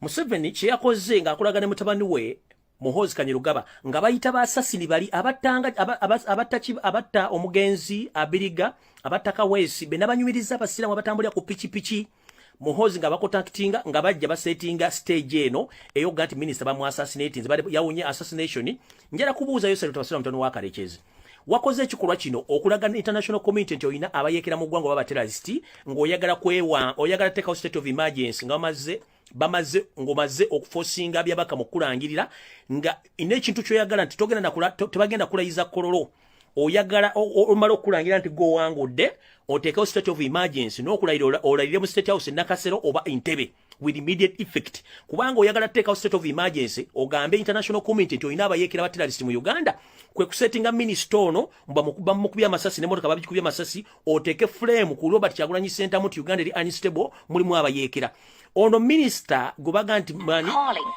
calling Atwatch Kasirivu njara kubagamba emmotoka za gavumenti zonna nkiddamu emmotoka za gavumenti zonna zirina kubeera zino kubanga ziparkingiddwa ku ssaawa 12 ez'akawungeezi leeti ssaawa emu nga tezikola mirimu egyo ziba zizze waka ate era omukozi wa gavumenti yenna aba alina okuva ewaka nga ssaawa za officers manyi kati emmotoka eyakubiddwa amasasi ku ssaawa zizo zadenga 11 ku makya yabadde evaawa kati wano wenjagala okubuuliza bano abayaaye omanyi mulowooza mumutegeera okusinga okutegeera njala kubuuza ogambye the minister survived assassination. At that particular time, who was in that car? Emmotoka yabadde yevuga yokka, temwatulaze ku driver. Okusinzira ku masasi gano agakubye emmotoka eno, driver yabadde alina kubeera mufu. Driver ali ludda agubya masasi. Mugambe minister survived assassination. Minister yabadde ludda. Mugambe nti minister yawonya assassination. Ene emmotoka ya government gye mwaplantize mu kikuba masasi. Eno staged managed action nga mwagala kulaga international community okuteka state of emergency ngomaze okubaka lulu mwadde mukola yachi. One, twagala kulaba driver yabadde mu motoka eno mu position zonna angles gana masasa gakubiddwa. Driver alina kubeera nga mufu. Era driver yabadde mu motoka ya alirudda wa. Minister alirudda wa tafunye wadde obuvune nga mugenti minister survived assassination. Driver alirudda wa. Emmotoka yo nange etwala minister ebeerako kabangali ya majje oba ya police bakuma minister. Kuwano ngako tekuli gumi omugo basse. Mwagala tugana minister tambula tayana do mukumi mmotoka. Minister na batalimu ba bodyguard be babeeramu kati bodyguard tekumi go omuntu gumatwaze bamukubye sasi. Driver taliwo esabu mwamukubidde amasasi tezikwatagana kubanga eno mission mwagiteseza ku State House international committee ngabe yatadde ku pesi to setting yo assassination plot tugambe nti ati mulaba batujju bakubye minister amasasi ya survivors mu assassinatinga mukulu fetwa bagamba temwatugema era temujja tugema bine bintu wa settings mu State House ne mutabani wo muhozi Kanyerugaba nga international community mazo kubuuza amaje gakola ki mu Uganda gwe no bagamba nti amaje gali mu to protect Uganda nizikubanga ebibiina ebyobufuzi ebyobuvuganya nabyo nadala nopu ina ba assassin abazze mu gwanga kino wakikoze ngo ki staginze ngo yagala reply kujua bazungu abakubuze ebuzo lwacha amaje gali mu Uganda ensobi ne daji wakoze wadidda amaje bonna maze jjo okwogera nodira amaje nga njogedde ensimu eziva kamaro basomera ensi amaje galo zigava kuba abadde kondoza temwa badde kojjo mulinde ko basomere ensi amaje gano gigava amaje gano gava mu Rwanda ARS amaje ku ssaawa zabadde mwenda olunaku lwajjo ezekiro Burundi yalesa amaje Angola yalesa amaje South Sudan yalesa amaje Congo yalesa amaje M23 yalese a Central African Republic ne Equatorial Guinea yalesa amaje kati amaje gano mulimu aboogera olupotigo mulimu aboogera olufaransa bote boogera luzungu bogero lupotigo olufaransa n'oluswahili neringala kati Museveni bwe namazo mukuba bomu ya amaje gano kiyakoze nakola switch what kitwita switch nadira amaje agogero olufaransa n'agaawulamu n'agagatta n'agogero olufaransa nadira agogero olupotigo nago n'agagatta gokka nadira agamanyi oluki agamanyi oluki oluswahili nago n'agagatta gokka kati nadira nti bano Burundi Rwanda gwanga lyerimu nagata amajago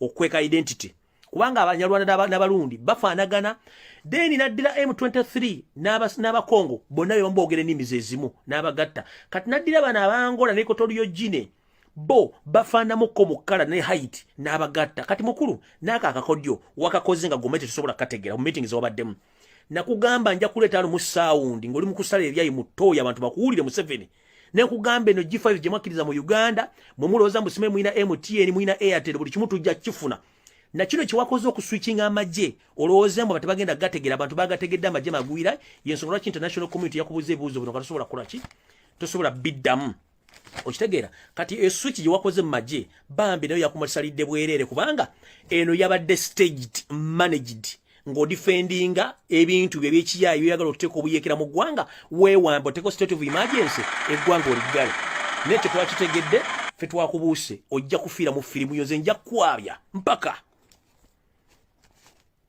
ngenze maaso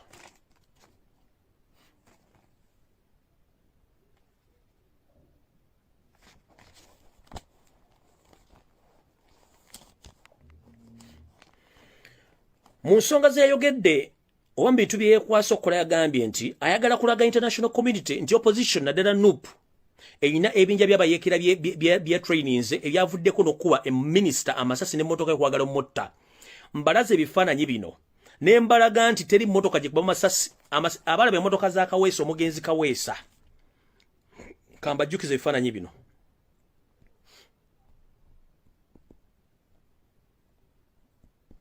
zoom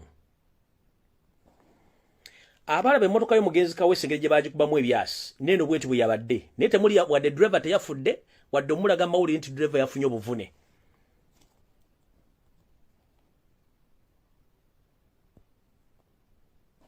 Gago driver teyafunye buvune, minister teyafunye buvune, emmotoka yatambudde tekuli wadde convoy ekuuma minister nayo kweri. Yino bagiyenda endabirwamu zonna. Kambalage bana basajja balowooza fejjira emitwe tetulina mikalu. Emmotoka bagiyenda endabirwamu yonna yiyo mugiraba bagiyenda endabirwamu.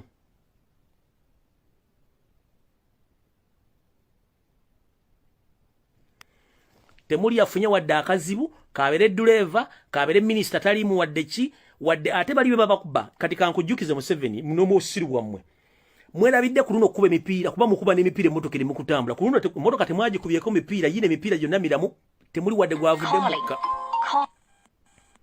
tekuli wadde omupiira ogwavuddemu omukka kitegeeza emyaka gyo nga bakugamba nti wumula oyina kuwumula teri assassin asobola kuba muntu n'atakuba mupiira gwa mmotoka kubanga emmotoka eberi mu motion ebe etambula basasini abasinga obungi baba bakusooka kuba emmotoka basooka kuba mupiira emmotoka neyimirira n'alyoka shoot.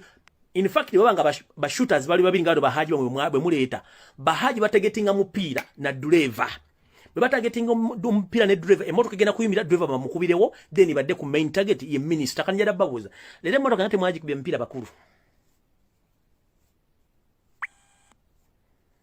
Emmotoka temwaji kubya mpira ku luno eza Kaweesi eza Biriga zonna mwazi kubya mpira ne mujijjamu omukka kati eno endabiramu zonna mwaziye tibye mpira ne mujijjamu omukka kati eno endabiramu zonna mwaziye temwakubya mupiira temuli wadde yalumiziddwa ku convoy yo minister eri luddawa tekuli wadde yabaddeko minister yali luddawa era ne minister mwamutegeeza kye mugenda okukola naye kyakimanyi buli kuba mwamaddemu kubira simu ne musettinga ene motoka kusevinga ligimu ya muyala isi nnyo kubwebwagage mwagala okuba after 10 years muswalidde ddala n'akawuta akammwe ntiddamu yoseeri tibahabulwa lutabayisirwa the son of late Karekezi oswadde n'akawutaako temwatugema era temujja tugema ngenze mu maaso eyo stanti y'obuyekera bweyagala oteeka ku nuupu ne people power naye kusalidde bwereere era genda obanje ssente zo abaganya okukola mission ngenze mu maaso bw'obadde ku gundi bw'obadde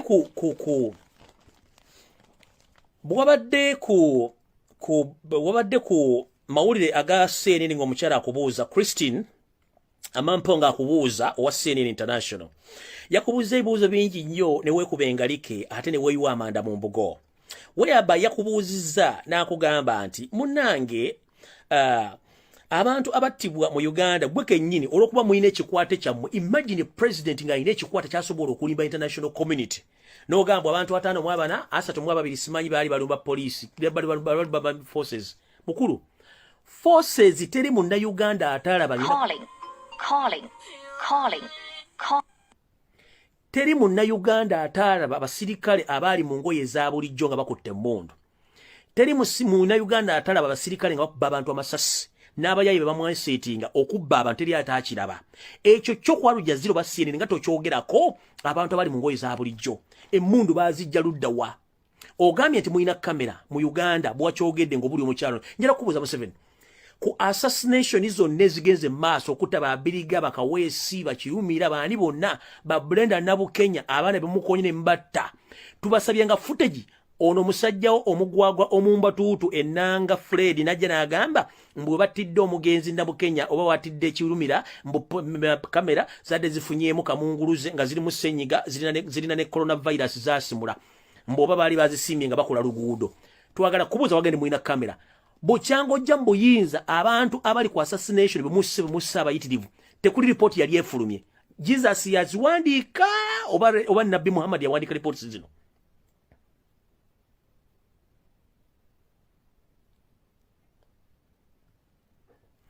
n'abantu 5 mu abanabo gabattibwa baali abantu 285 footage yenna ne musiimuula ku kamera system ka kantu wadde musiimuulako twagala kubuuza abantu bonna be mwatta ne report etafuluma eri luddawa kunaku lwe mwatta abantu abo goza kimu abantu 5 asatu mu babiri sime balumba police nga balumba abamaji kiki ogabe muina kamera wachite muleta footage y'abantu bona bazibatibwa nga ne Brenda na Bukenya go mwakona footage mwagambe nanga yagamba bamusimula.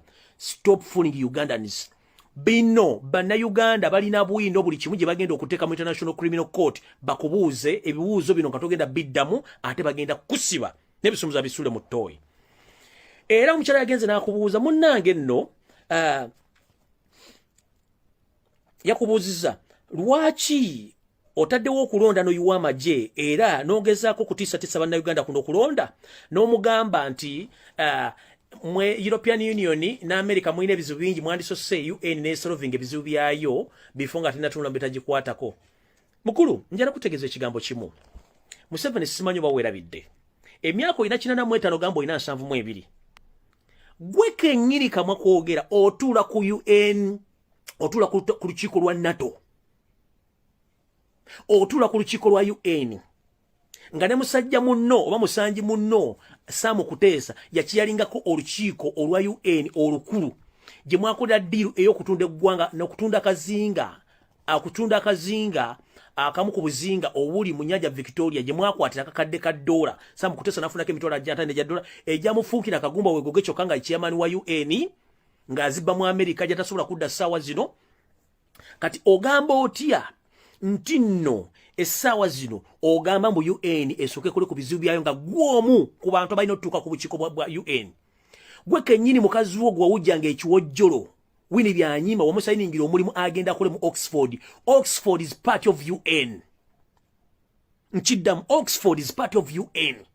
Byanyima mukazi wo gwe wawujjanga ekiwojjolo na kati kyamujja ekiwojjolo ng'ogenze mu nsi z'ebula ne musinkana ero besi gye ne mulekanga akube emiro ngene mwe uje biwojjolo gwe kenyino kimanyi bulungi guwa sayiningira byanyimo gendo ofuna mulimu Oxford. Oxford is part of UN kubanga it's international body related ku UN. N'abalamuzi b'osindise ebitongole ebyenjawulo mu Uganda nga bali ku UN level bonna go bafunira emirimu kati ogamba otya mbu UN n'ebizibu bingi nnyo ebitakwata ku Uganda. Ekyeteekesa UN, that is United Nation, to solve conflicts globally. So Uganda, as now we speak, Uganda is under conflicts or political conflicts. So as a member state, balino kubuuza kiki ekigenda maaso mu ggwanga lyo nga tulabita tambula bulungi. But arrogantly, as a dictator, you answer arrogantly because you know you have some expired ammunition wagula ku bbeeyi rayisi otandika okutiisatiisa bannayuganda mboine mundu. Naye eyakwalula eba egenda kuba esiridde. Ne gadget zoyina zonna enfu ojja kuba otubuulira ebintu bino jjo biddamu. Kati nno novaawo n'ogamba nti ogenda kujjako social media era ne internet ogijjako olwaliro webale gyobalire ddala naye gwolowooza nti bonojjako internet onoowona. Mwagala kukola ebikolobero mu kito ky'olwaleero n'olunaku lw'enkya nga mukwata abantu bonna mubasibe. Naye mukulu eyakwalula ejja kuba esiridde kubanga buli lunaku oluyitawo gwe kennyini obaako ebirokolo biweteekamu okuba nti weeteeka mu buzibu. Kubanga omukyalo ono yagambye nti Robert Kyagulanyi Ssentamu yapresentinze ekiwandiiko kya miko 48 eri ekkooti y'ensi yonna nga mulimu emisango gy'amagye okutulugunya bannayuganda, mulimu emisango gya poliisi okutulugunya bannayuganda n'okubatta, naawe kennyini ng'owa ebiragiro by'okutta abantu. Kyewavudde oyanukula UN mulina ebizibu bingi mubyekolereko. Kati njagala okulabula kuno. Bw'oba omanyi nti obadde okolera mu CMY, ESO, poliisi n'amagye nga wali otulugunyizza ku munnayuganda yenna under the influence of order of Yoseri Lutabasira mutano wa Karekezi, before it's too late, duka binyike mu nsuwa ng'obudde bukyali. Museveni yatoye order eri basasini be ayagala kukwata mmwe buli gwe yawaddeko order ez'okukola ebikolobero babakwate babatte kubanga akimanyi tayagala muwaako bujulizi nti Museveni yatulagira tukole ebikolobero bino. Muganda wange Sobi gy'oli duka. Ivan Smith Bravo ono wa polisi yakubalula Kyagulanyi Ssentamu duka. Ono mvubuka yali mu government ya Kayihura n'adduka era ego baleeta okutulugunya na Robert Kyagulanyi Ssentamu mu north ne mu east oba yaani. Nawe duka. Mwenna buli eyali asindise okukolebwa ekikolongo ogenda kikola ku Robert Kyagulanyi Ssentamu ne Nuupu nga watta ku muntu wamucunya duka. Museveni agenda balonda omu ku omu abatte kubanga tayagala bateekako obujulizi already akimanyi nti file ya sanctioningiddwa eri mu ICC ate nga mwenda babatadde mujjukira tubadde tubagamba nti mugenda kukola ebikolo by'okutta abantu ne bagenda kutwala ng'omuntu bakuvunaane ng'omuntu bagenda kuvunaana naye ogenda kudda mu bibuuzo ki kati Museveni okendeeza kuba n'agenda omulumiriza agenda batta omu ku omu kati nno wano wengendedde ku nsonga endala njala muntangingire omumpembe Sejjusa gw'omu kubali mu plan ey'okuteeka obuyeekera obutegeke mu ggwanga era nnaku zino tokyava mu State House era otandise n'okubeera ku mitimbagano ng'otandise okuwandika emboozi ezawukana ng'empalezo oba ng'obulevu bw'olina mu face Sejjusa lekeraawo okwebuzabuza ng'Africana aba kubanga gwe mbukubega tolinayo muntu akukwatira saati oba mpale walabiddwako olunaku lwajjo mu State House nga muli mu nteekateeka ez'okustaginga emmotoka eno gikuba amasasi n'okulaba nti ekibiina kya NUP mukisibako obuyeekera kwe kufoojinga abantu abavuddeyo okuwanga obujulizi obufu Sejjusa weetereeze kuba twakutegedde naawe gw'omu ku bantu abaakulyetinganga entalo n'okulyetinga abayeekera ba ADF nga mwebuzaabuza nga mukuuma Museveni mu buyinza Sejjusa ennaku zino tova mu State House ne post gye wasembyeyo okukola yabadde ebuzaabuza bannayuganda nga tebategeera biki by'oyogera kumbe mupulaninga teeka obuyeekera ow'ekipatiira okuumira Yosef Tebasirwa mutanu wa Kalekyezi mu buyinza mu kino muteekateeka okukwata chairman w'ebyokulonda aliko kati Simon Babakama okumutta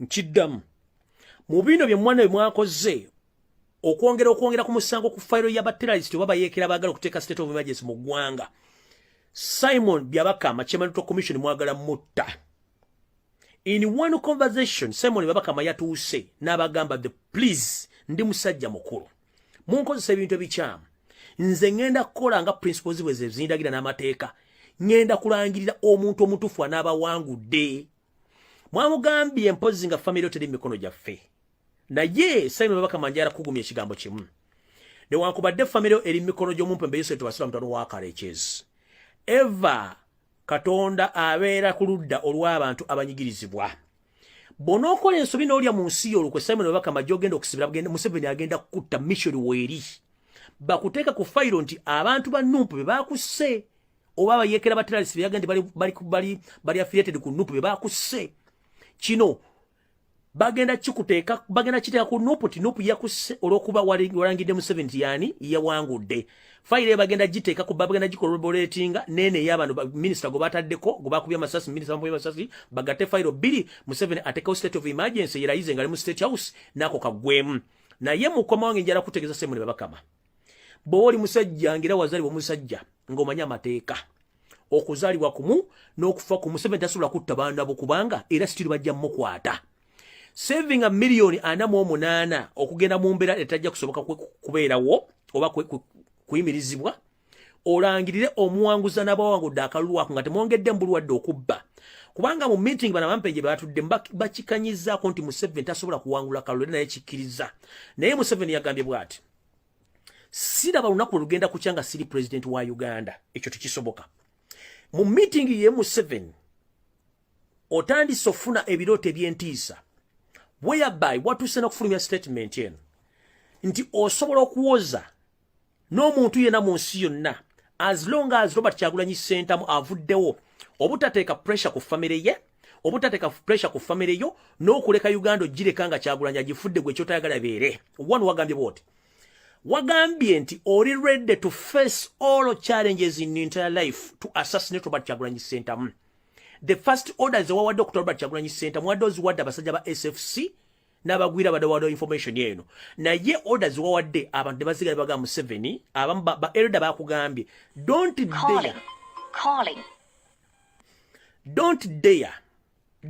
dare assassinate Robert Kyagulanyi Ssentamu kubanga ate tulina bwe tugenda kukola kintu kino ekisooka tukuliridde emyaka kino si kye twalwanirira ne bakugamba every time you underestimate Ugandans and you underestimate Baganda but you don't know who are the Baganda, you don't know who are the Ugandans. If you want to know who are the Baganda, ask Miria Kale Obote. Because Obote can't return right now and you can't ask him. Ask his son. He will tell you bannayuganda kyeki abaganda kyeki nga bakukyaye ebigambo babikugambye by historian bakugambye togeza no ekirowoozo ky'okutta Robert Kyagulanyi Ssentamu bakyawo Obote n'atuuka okwagala okwejjusa ng'obudde bugenze nga takyasobola kwetondera abaganda kati gwe kyekimu ky'oliko ekitegeeza ekivunulwa nti Museveni ebirooto by'olina era olwakugamba ekintu ekyo n'okyusa mission n'ogamba nti ojja kuwoza n'omuntu yenna naye nga Robert Kyagulanyi Ssentamu mufu ekiro kya leero oba olunaku lw'enkya oba ng'okulonda kuwedde wakyogedde bwe wavuddewo there after 4 hours n'okyusa statement wagambye bano bannansi yo baganye okukola ekikolwa kino wadiployinze amagye amagwira agalimu gano gonna ge waleese n'ogamba nti bagenda okutuukiza mission ey'okulumba Robert Kyagulanyi Ssentamu olwo baana bamusanze bamutte n'omulambo gwe bagukumeko omuliro abulire ddala bo bajja kuwoza wabawadde omwami obama captain is it captain sort of Kato captain Kato yagenda okulidinga abagwira bana abasirikale oba ogenda gatta ab'Equatorial Guinea abangola andoza abangola Equatorial Guinea n'Angola ne Central African Republic bebagenda okulumba Robert Kyagulanyi Ssentamu nenga campus director oba agenda obagadinga ye Kato kubamanya anafunye ga Kato balumba Kyagulanyi Ssentamu oleba na bamusanze bamukube ebyasi bamukube ko n'omuliro sina kindi baredinge n'amakage watusena ku kiseera kigamba if it is possible okulaba nga Uganda eterera mikono nga bw'ojagala okukuma ebibugagama ne dynasty osobola okulagira amakaga Kyagulanyi bagaga ku bekizuka mujjukire nze mbagamba omusajja ono yayonka ku bbere lya nnyina nga ali mwaka akatwewungu kitaawe kennyini ali mwaka akatwewungu omwana kennyini bwe tuuka mu December, January, February ne March abeera mwaka twewungu. Museveni akola decision zino alina kye tuyita depression. Muganda wange Shanita namuyimbwa zayita depression. Already ali ku pressure nti akimanya akalu bagenda kabba ne tegenda kubeera mmanya yankoko nga bulijjo. Ekyokubiri akimanyi international community yamutegedde obulimbe bwalimbidde emyaka 35. Ekyokuna akimanyi bannayuganda bamukooye. Ekyokutaano amayita alina wagenda genda. Bwe twogerera essaawa zino Museveni bulijjo olondera lwakitula. Naye olwaliro we twogera oyinza okuba oli mu kkubo ng'ogenda oba ogenda situla kiro ogenda kulonda mu state house Embaale.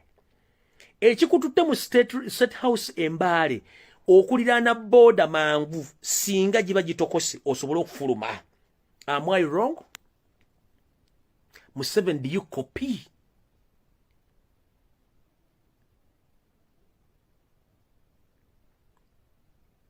Museveni, do you copy? All these are your plans. Ekyabale bozi n'okuteekawo state of emergency n'okutta Simon Webakama ako kafu.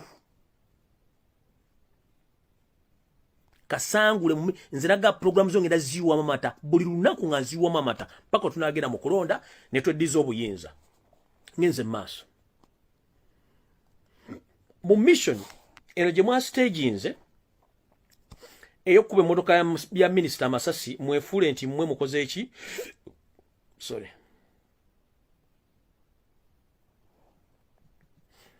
mu mission gye mwabaddemu mu meeting mwagituddemu abantu bano mwa stage nze kakugundi aka assassination protocol minister mwabaddemu gwe kenyini Museveni wabaddemu mwabaddemu Salimu Sale mwabaddemu Hozi Kanyerugaba mwabaddemu Kale Kayihura ne Abelo Kandiho be bantu abaddemu mission eno eyo staging assassination plot eyo gye mwa stage nze gye mwakoze mu kamotoka ako mulozisa abantu nti waliwo balebo ne baterrorist okavalinga amajja amagwira ngenze maaso.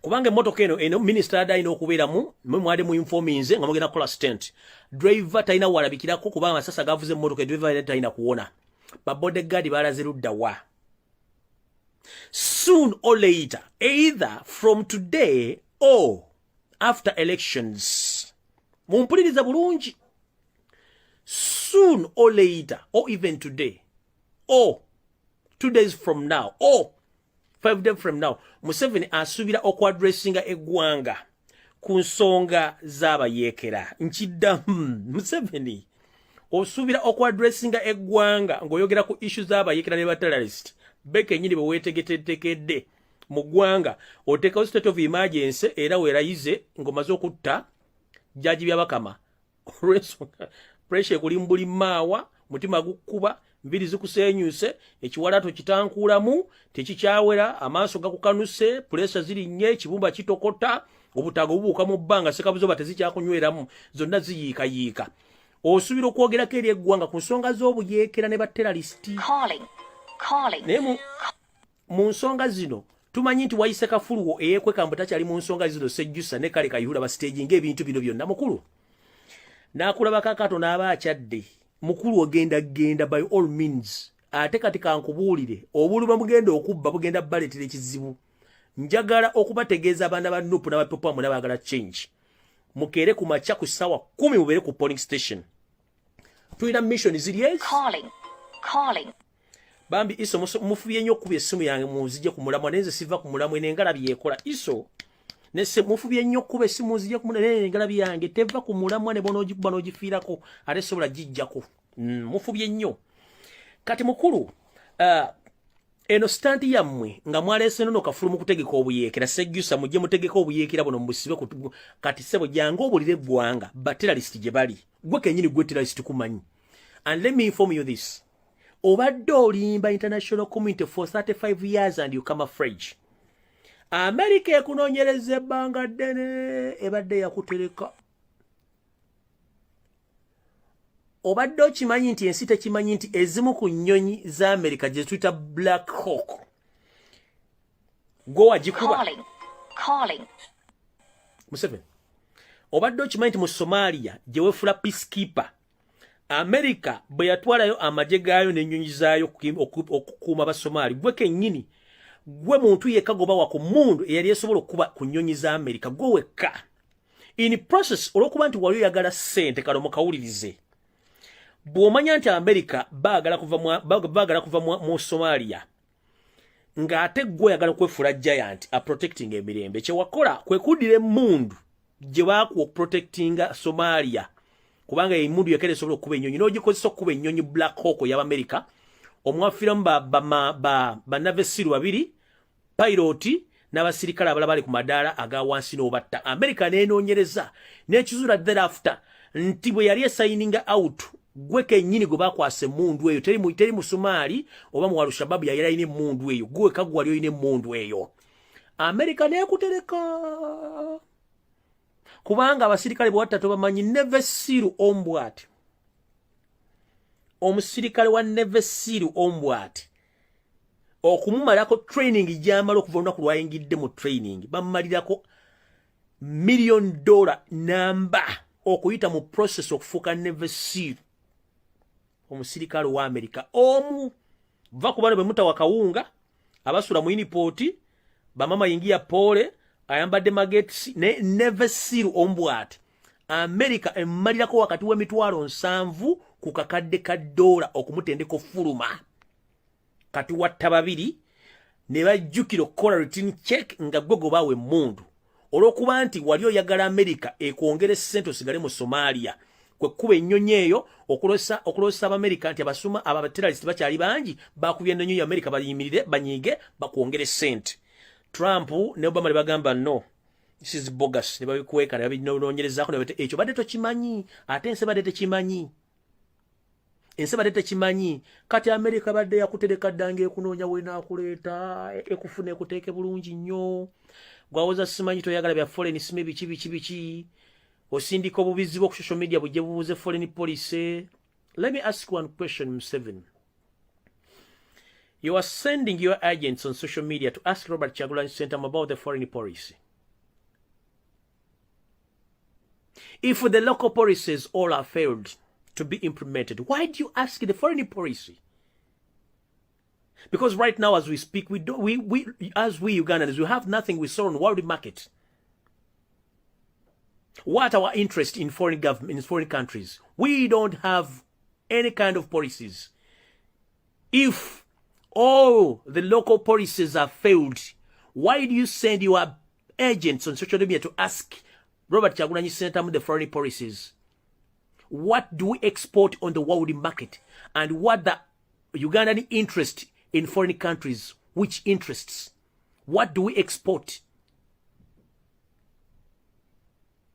If I may ask yourself, tabasula mutani wakaresi, do you copy? Mwe abantu ba NRM abayoto omukume abajja ku byokero ne mujja ne moto omuliro omukume ng'obubizi obw'omunsiko musanze bakuumye ekyoto ne mujja moota omuliro gw'obwerere abajja baleekana ku social media nga mwe munnamuno obubizi bwabetanga basindika okujja okubuuza foreign policy kati kankize mu Luganda Museveni gwe kennyini local policies zikulemye okulaakulanya eggwanga local policies zomanyi kutta bantu kubatulugunya na basiba na kubba ssente za muwa musolo zomanyi foreign policies zezandibadde nti Uganda eina interest mu nsi ki Uganda ekolagana ensi ziri ku diru ki Uganda chichi exporting kwa udi market Uganda exporting ku international market terina kat how dare you ask Robert Kyagulanyi Center mu foreign policies nga zafadda how do you expect Robert Kyagulanyi Center mu to implement foreign policies nga gwe ne local policies za kulema first tusoka kuyonja waka mu diro ne tuyoka tudde bweru mu lujja do you copy mister omukazi bw'aba ayonja tayonja mu lujja asoka mu kisenge nadda mu diro nadde bweru ye system kati gwe kisenge kyakulema okuyonja dining ne kulema okuyonja eddiro ne kulema okuyonja guwadda bweru ng'obuuza abantu mbwatebwe kyokka ng'ebikola ebiri ebyeru biyitirivu twali tutwale emmwanyi e Bulaaya emmwanyi zaafa twali tu exportinga kokowa yafa twali tu exportinga coffee yafa olira twali tu exportinga agricultural products zafa zonna zafa wazitta okitegeera calling bambi wa eso mukufubye nyo nezi temujja kunzija kumulama mukitegeera kati gobojja n'obuuza foreign policies nga local policies zikulemye nga mu 7 then ozanya n'omulembe omukyamu kati muno bonna obubizibu bw'oleeta wano obuuza foreign policy basoko bugambe bubulire ensi local policies wakakola ziri luddawa nga nfundikira ekiro ekyakesozo dakulwajjo mwalabye bapasita basinga obungi nga bagenze ewaayo sero tabasira mutano wakala ekyezi bano basimbudde bambi bagenze bangi bapasita bona mu Uganda babo bonna nga kuliko n'abasawa baganda bagenze wa Museveni kumusaba Bayibuli busimanya abayigiriza baagala ki baagala Bayibuli kuva dinga Bayibuli muzijja mu State House wale bagambire endiga za Mukama mwetereze boraba pasitawo agenze wa sitaani asabe ebikolwa ebireetebwa mu church kitegeeza waliwo ekikyamu tebayo pasita n'omu ajja ku mu church kwabula bintu byankyukakyuka ng'ataakolagana ne sitaani njala tumirako ne kampuni zonna ez'abasajja abaganye bannayuganda okugenda okulonda nga Kafa Javez nfunye wano Nando's Kafa Javez ng'esindise memo ku notice board yayo n'egamba nti abakozi baayo tebagenda kukkirizibwa kuva ku mirimu olunaku lw'enkya ogenda okulonda babaganye bonna ogenda okulonda olw'ensonga nti bo bali mu business as usual mujjukire Kafa Javez za musajja gwe bayita Sali Musale ng'akolagana ne musumaali munne ayitibwa Mandela owa City Tires so era n'abawandikidde ebbaluwa eno bamuyita awandise ebbaluwa eno eya Kafa Javez ate si Kafa Javez yokka ebitongole bingi nnyo ebya gavumenti ebiganya abakozi okugenda okukola ki okulonda nga bibaganye nabagamba Kampala ajjuddemu basnipers mubeerengerereko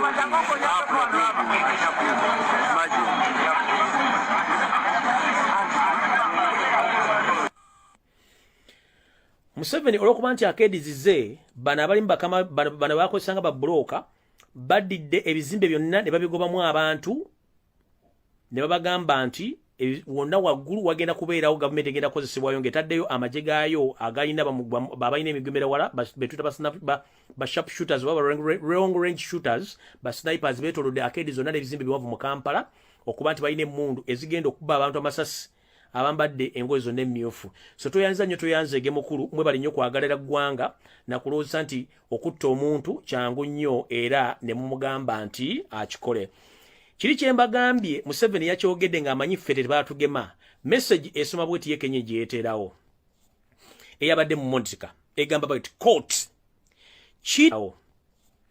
eyabadde mu Monica egamba bweti court cheating in elections is a treasonable.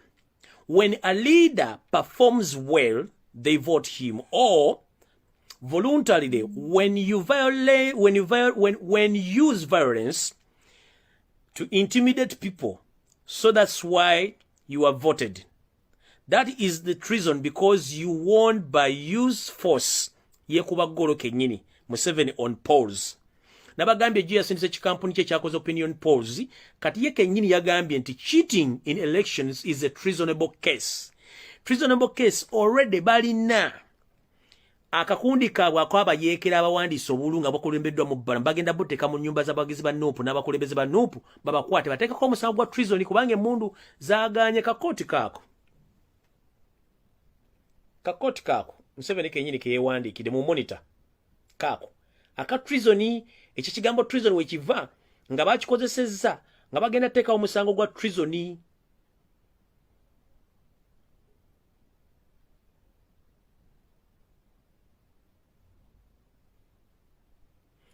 Nga bagenda teekawo omusango gwa treason ogw'okusanga n'obululu amanya gemba somedde mwebere bagenda batera obululu maka gammwe kuba Museveni emmundu zimuleme kati agenda teekawo ki kukwata na bulube nyiri batiikinze babo batekole ki babo batekere maka gammwe babakwate lino teeka liyetereddewo lisokole okukola ki lisobole obbakwata.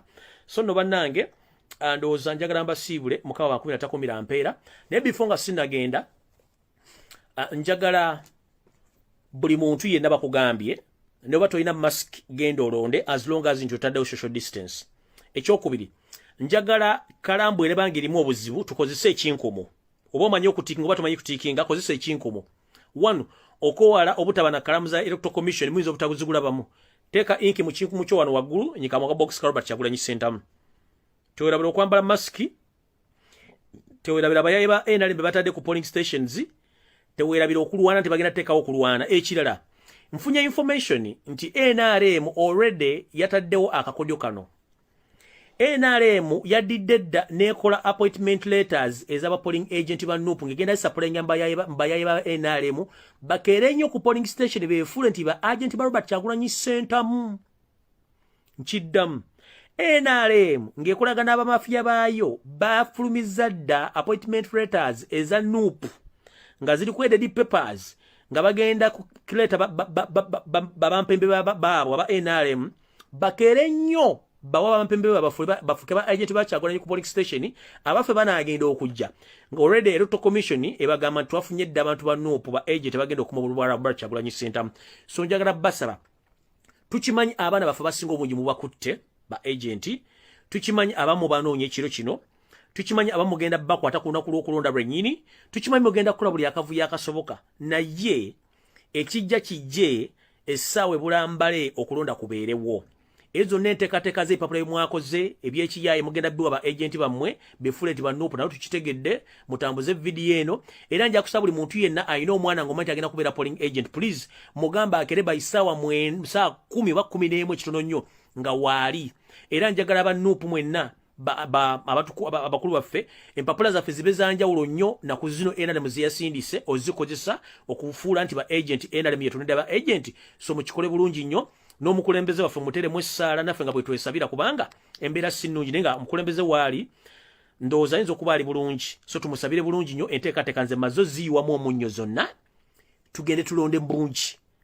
Temutya magye, temutya kintu kyonna, mugende mulonde, temulina musango gwe mwazza, muli bannayuganda, mwagala enkyukakyuka. Mulindidde emyaka 35 kyekigaana okugenda n'okera mu lunaku lumu n'olonda akalulu n'okakuuma. Obadde mbwavu emyaka 35 nga ssente z'omusolo bazirya funa gavumenti empya. Obadde mu kikunyigirizibwa bakubbye ettaka bassa abaana bo ng'oyagala okufuna amazima, genda okera olonda osimbe layini. Essaawa olunaku olumu terujja kutwala mu myaka mirala kubba. Obadde mu kunyigirizibwa ebbanga lyonna simba olunaku lw'enkya oba enkuba ekkuba omusana gwaka genda olonde. Oba olina endagamuntu oba tolina ndagamuntu naye nga walondako, please erinnya lyo gye liri. Noba tolina ndagamuntu nga walondako genda ku polling station wolonda bulijjo erinnya lyo gye liri. Noba olina ndagamuntu nga tewafunye kakonge, please genda ojja kulonda gy'oli muki ku polling station. Peni bwobanga ogitidde lwaki ne bwe wasoma totiikinga kozesa ekinkumu kino kuba kyo tejja kusaamuka. Ate wowe okikola okikole ng'okikoza kasonso wali nga totaddemu pressure okuba nti ogenda kunyibwa inke ebbali. Ekyokubiri mwetegereze nnyo akakonge ke babawa. Ekyokusatu bw'olonda Kyagulanyi Ssentamu tosaza wantu wala wonna. Bw'omala okulonda Robert Kyagulanyi Ssentamu tosaza wantu wala wonna. Tikinga oba teeka ekiku ku Robert Kyagulanyi Ssentamu akakongeko kafunye bulungi omale okawebeko mu bbanga okasse mu container yo ogende. Ekira n'abagambe bagenda kuleeta ababbi. Mission yencha eri bbiri ziri ssatu. 1 ekibaleeta ku police station kulonda. 2 ekibaleeta ku polling station kukwata babbi abagenda okujja n'obululu ku polling station. 3 ekibaleeta ku polling station kufuna results buli muntu oveno results za Robert Kyagulanyi Ssentamu nga zikuli ku simu yo. Ze mission 3 ze tulina. Era buli blogger yenna buli muntu yena commenting amwage, we have 3 missions. 1 to vote Robert Kyagulanyi Ssentamu. Second mission is to find out those frauders who are going to be calling sponsored by the state okujja n'obululu. Eyokusatu kwe kufuna results za Robert Kyagulanyi Ssentamu at the end of the day. Mupulidde bulungi. Mission esooka yakulonda Robert Kyagulanyi Ssentamu. Mission eyokubiri yakukuuma babbi abagenda okujjaawo. Oli ajja azimbagatanye ng'eddwaliro y'e Mulago ayambadde bijaketi mu mugambe ssebo tumala kukebera. Kubanga babbi bagenda basi nga bagira mu namba ya 20 buli mwana buli abona balina obululu 20. Okitegeera? Poliisi gye batwala obululu buno na muzegendereze. N'enkya tujja kuba update olunaku lwonna nga tubabulira ki ekyokukola. Enkya tuli mu kiro mmo mwe namba tumidde mu kaba 13 ampeera. Mu makyaki gonna mwegenderezeyo n'ababbirayo, headquarters zo n'ababbirayo, ne making sure buli muntu avaawo afuna buli kimu kyetaaga okukola ki okuba nga akifuna mu kaba 13 ampeera.